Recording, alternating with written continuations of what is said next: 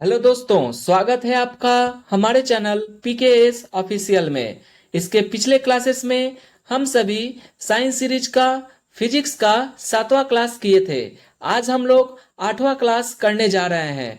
यह science series सभी one day exam like railway ALP, technician, RPF, NTPC, group D etcetera इन सभी one day एग्जामों के लिए बहुत ही ज्यादा इंपॉर्टेंट होने वाला है। क्लास अगर पसंद आए तो लाइक शेयर और सब्सक्राइब कर दीजिएगा। तो चलिए शुरू करते हैं। सबसे पहला क्वेश्चन है, किसी चालक का प्रतिरोध आधा कर देने से चालक के ताप पर क्या प्रभाव पड़ेगा? ऑप्शन ए दोगुना हो जाएगा, ऑप्शन बी आधा हो जाएगा, ऑप्शन सी कोई फर्क नहीं पड़ेगा, ऑप्शन डी इनमें से कोई नहीं। तो देखिए, किसी भी चालक का प्रतिरोध आधा कर देने से चालक के ताप पर क्या होगा? चालक का ताप भी क्या हो जाएगा? आधा हो जाएगा। इसका राइट आंसर ऑप्शन बी हो जाएगा। ठीक है।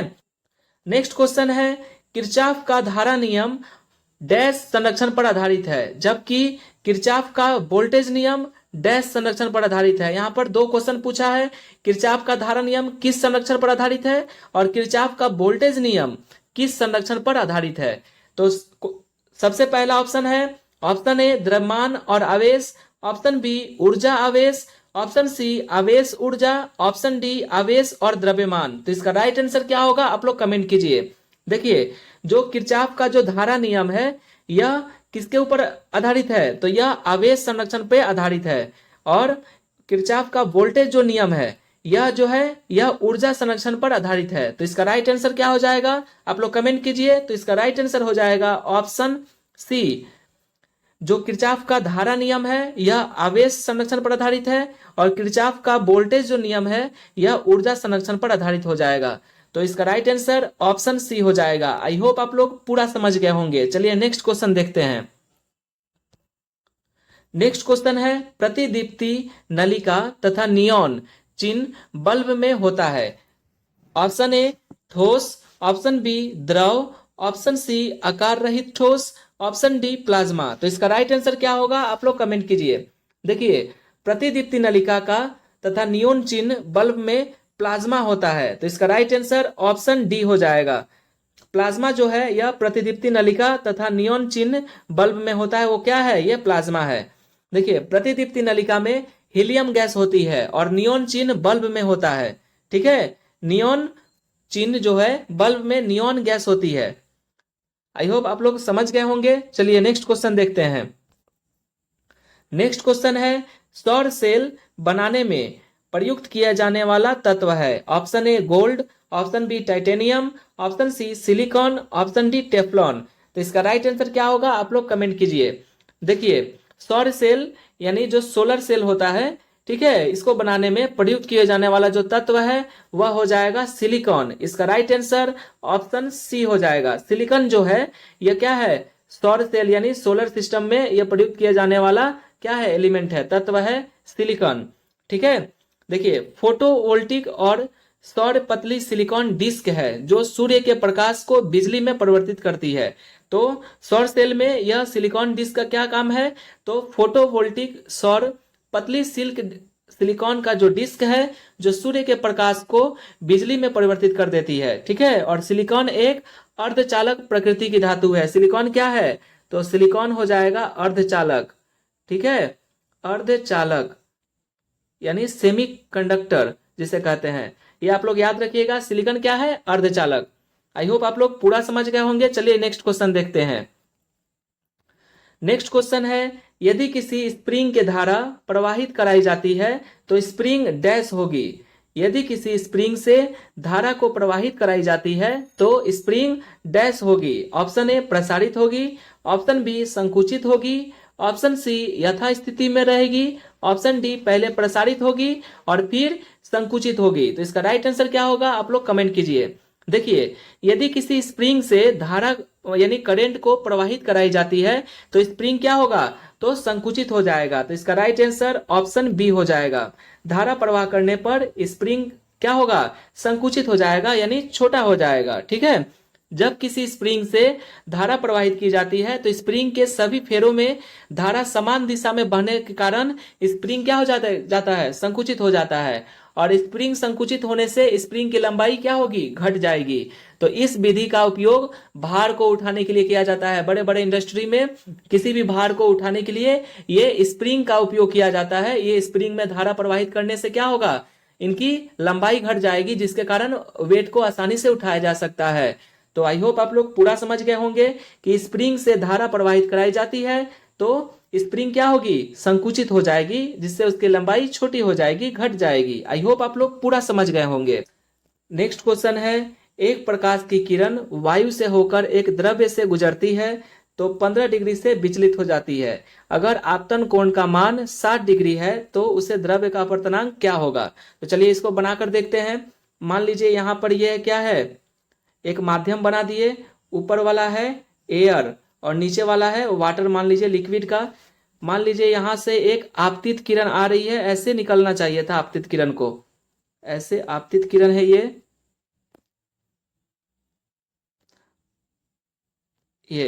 ठीक है। लेकिन ये 15 डिग्री क्या होगा, ये वाटर लिक्विड वाले में आ रही है तो ये 15 डिग्री अपने ये से विचलित हो जा रही है। तो चलिए इसको हम लोग बना देते हैं, ऐसे आना चाहिए था। तो ये कैसे आएगी, ये आएगी थोड़ा सा अविलंब की ओर ऐसे आएगी, ठीक है। ये असल में इसका 15 डिग्री विचलित हो गई। तो ये क्वेश्चन में दिया है, देख लीजिए यहाँ पर आपतन कोण का मान कितना है, 60 डिग्री। तो ये जो कोण है, ये जो एंगल बन रहा है ये कितना डिग्री है, तो ये है 60 डिग्री, 60 डिग्री है। और यहां पर अगर मान लीजिए ये 15 डिग्री विचलित हो गया, आपतन कोण साइन आई बटा साइन आर होता है, ठीक है। तो यहां पर भी 60 डिग्री होना चाहिए था, लेकिन ये 15 डिग्री क्वेश्चन में बोल रहा है अपने ये से विचलित हो जाती है। तो 60 से 15 चला गया तो यहाँ पर कितना डिग्री का कोण बनेगा बताइए आप लोग। तो यहाँ पर बन जाएगा आपका 45 डिग्री का। चलिए यहाँ पर लिख देते हैं 45 डिग्री का कोण बनेगा, ठीक है। चलिए अब यहां से हम लोग क्या करेंगे, अब फॉर्मूला में डिराइव करते हैं। क्या होता है फॉर्मूला इसका, म्यू इक्वल टू क्या होता है, साइन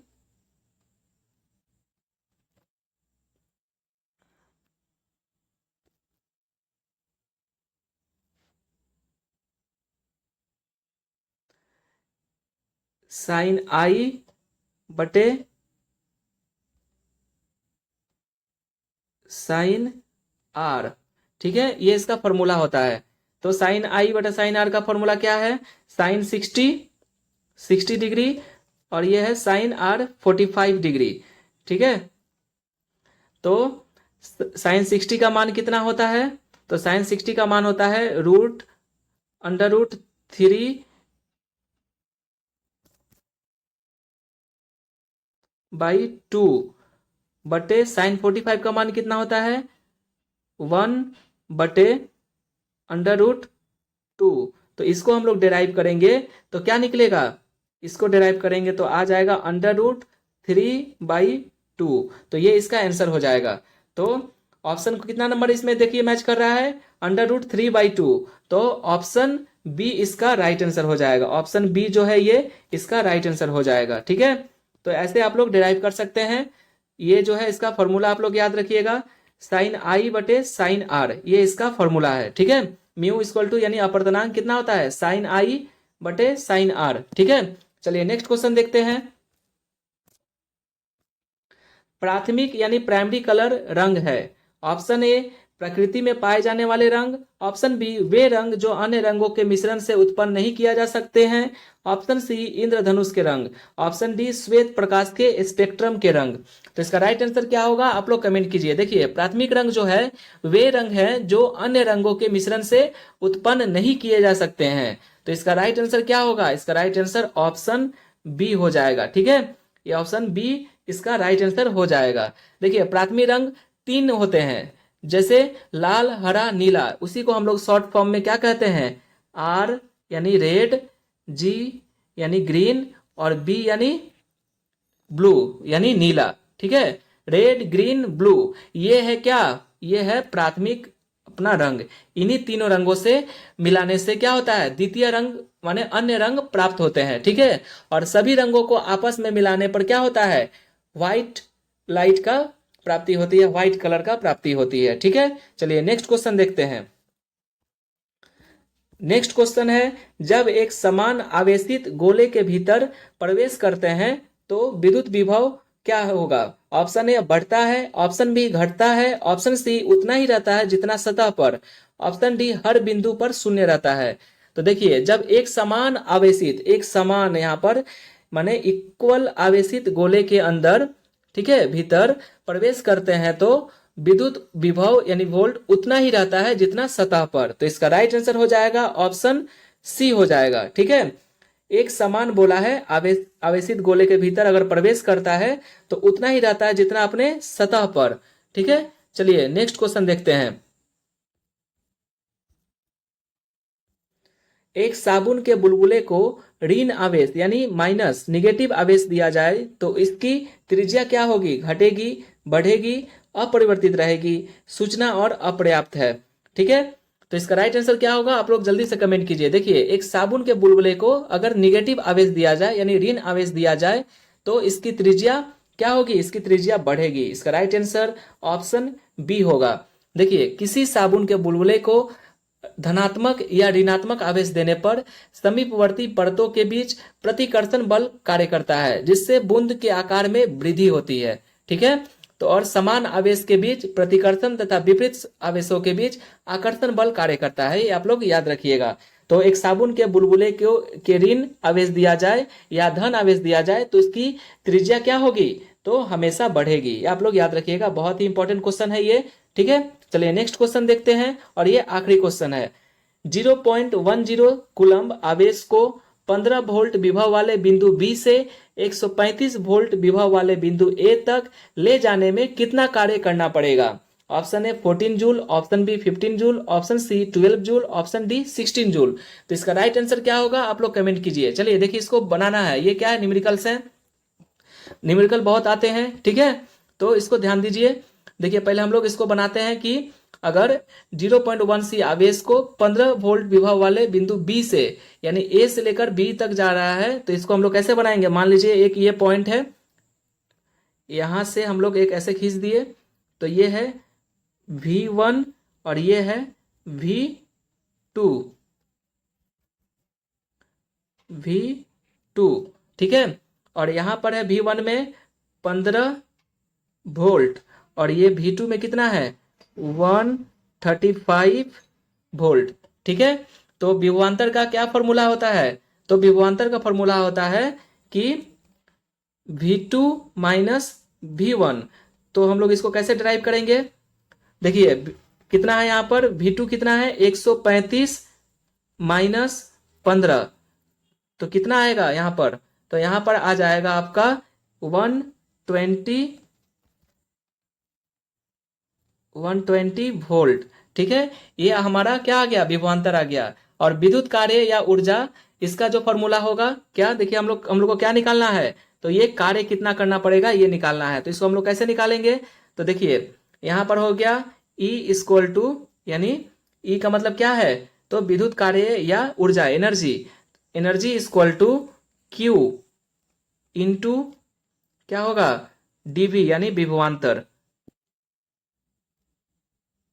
ये फॉर्मूला पे हम लोग बैठाएंगे तो कितना है हमारा? जो आवेश कितना दिया है? 0.10 कूलम्ब। तो यहां पर लिखेंगे 0.10 कूलम्ब इंटू कितना? तो 120 वोल्ट। तो इसको हम लोग जो मल्टीप्लाई करेंगे तो पॉइंट से इधर जाएगा तो ये क्या हो जाएगा? 12 आ जाएगा, 12 जूल इसका आंसर हो जाएगा। ठीक है, तो इसका राइट आंसर ऑप्शन सी हो जाएगा। ठीक है, ऐसे आप लोग डिराइव कर सकते हैं न्यूमेरिकल्स। अगर कोई आपको कोई भी प्रश्न समझ में नहीं आया है तो कमेंट करके जरूर पूछें और अपने दोस्तों को भी शेयर करें। मिलते हैं नेक्स्ट क्लास में, तब तक के लिए जय हिंद।